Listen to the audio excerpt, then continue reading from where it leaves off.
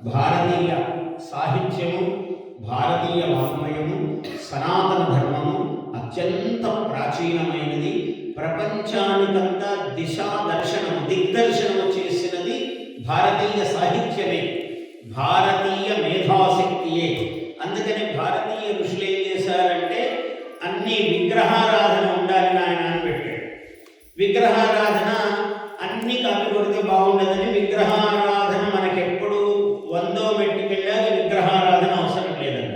అసలు 99 కాపీ కొట్టడం ఎందుకు, 100వ కొడదామని విగ్రహారాధన అవసరం లేదని మొదలుపెట్టాడు. కానీ కాలు ఎక్కడ అందటంలా, మెట్లు కింద లేకపోతే కాలు జారి పడిపోతూ ఉంటుంది. అందువల్ల మళ్ళీ ఇక్కడ విగ్రహాలు తయారు చేసుకుంటూ ఉంటాడు. విగ్రహారాధన వద్దన్నావు కదరా అంటే ఏదో అన్నాం కానీ అని బయటికి ఏదో గంభీరానికి చెప్తారు కానీ నిలవదు, ఆధార పీఠం లేదు దానికి. అందులో విగ్రహం ఉంటే తప్ప నిగ్రహం కుదరదు. అందువల్ల నిగ్రహం కుదరాలంటే విగ్రహం కావాలి. ఇది భారతీయులు ఎంత ఋషులు మహామేధావులో ప్రపంచం అంతా కూడా ఏది ఎక్కడ ఎలా ఉందో ఏమన్నాడు, చంద్రమామరసో జాతః, చంద్రుడి గురించి చెప్పాడు. చంద్రమావాం పుష్పం పుష్పవాన్ ప్రజావాన్ పశుమాన్ భవతి అన్నాడు. చంద్రమావాం పుష్పం, చంద్రుడు జలపుష్పమైనటువంటి గ్రహము అన్నాడు. చంద్రుడిలో నీళ్లున్నాయని ఇప్పుడు మన వాళ్ళు కనుక్కున్నారు. ఇంకో 100 ఏళ్ళు పోతే నీళ్ళే ఉన్నాయంట. ఆ నీళ్ళే ఉన్నాయన్నమాట మన వాళ్ళు చెప్పాడు. ఋషి ఇక్కడ కూర్చొని ఓ చెట్టు కింద కూర్చొని జ్ఞానము తపస్సు ఇలా దర్శనం చేసి అన్ని దేశాలను అభివర్ణించాడు. ఇప్పుడు హిరణ్యఖండః అన్నాడు. ఆఫ్రికా మొదలైన భూఖండములన్నింటినీ సూర్య రశ్మికి దగ్గరగా ఉంటాయి కాబట్టి భూగర్భములో బంగారం ఏర్పడుతూ ఉన్నది కాబట్టి దానికి హిరణ్యఖండము పేరు. విమానాలకు వేసుకుని వెళ్ళలేదు, అక్కడ గనులు తవ్వలేదు, అక్కడ చెట్టు కింద కూర్చొని ఋషులు కాశీలో గయలో ప్రయాగలో కూర్చొని చెప్పారు మొత్తం ప్రపంచం ఎట్లుంది. కేతుమాలా ఖండము అన్నాడు, క్యాంట్ మాల్ అన్నాడు. కేతు ఎలా ఉంటాడంటే ఇలా ఇంగ్లీష్లో టీ ఆకారం లాగా ఇలా తోకచుక్కలాగా ఉంటుంది. అమెరికా భూభాగం ఇలా ఉందని వాడికి ఎలా తెలుసు, అది ఏర్పడని నాడు చెప్పాడు. అక్కడ మనుషులే ఇంకా పుట్టని నాడు క్యాంట్ మాల్ అన్నాడు.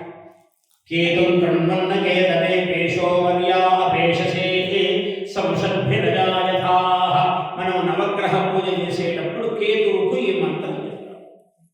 ఇట్లా చాలా దిగ్దర్శనం చేసినటువంటి మహాత్ములు భారతీయ ఋషులు ఎలా చూశారయ్యా అంటే అమ్మవారి యొక్క దివ్యానుగ్రహం.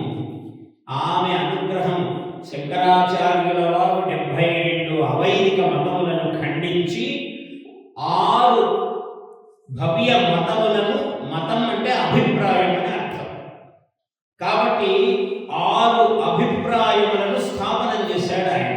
ఏమిటి? గాణాముఖ్యం, గణపతి మూలమయ్యా సర్వదేవతలకు అన్నాడు.